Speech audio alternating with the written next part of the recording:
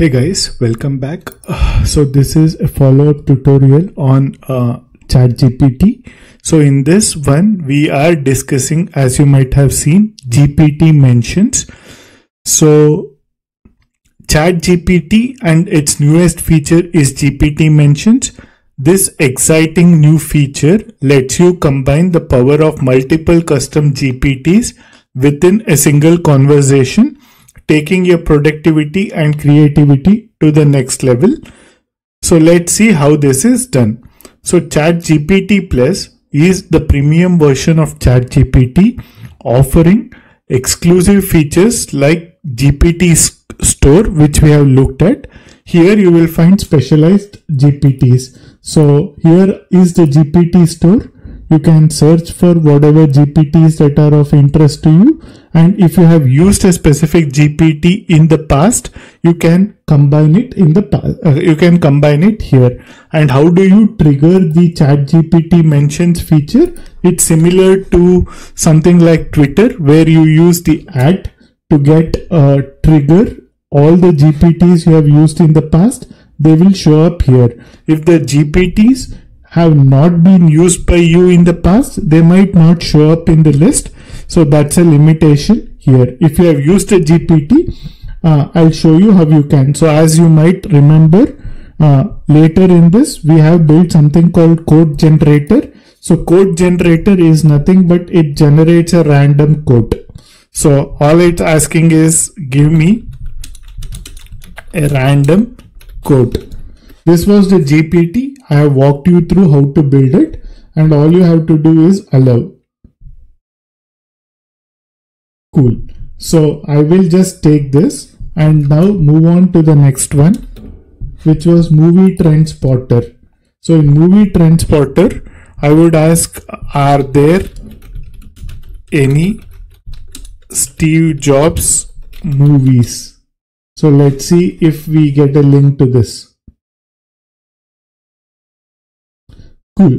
So without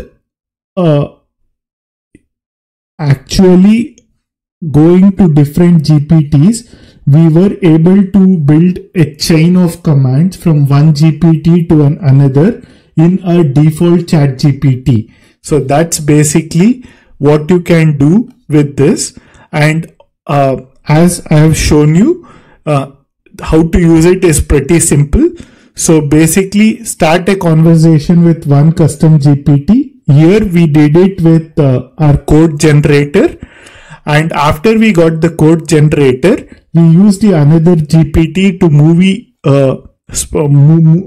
trend spotter, which we have also created here. And we got a unified experience of both the GPT. So if you remember, you could select 3 plugins at a time.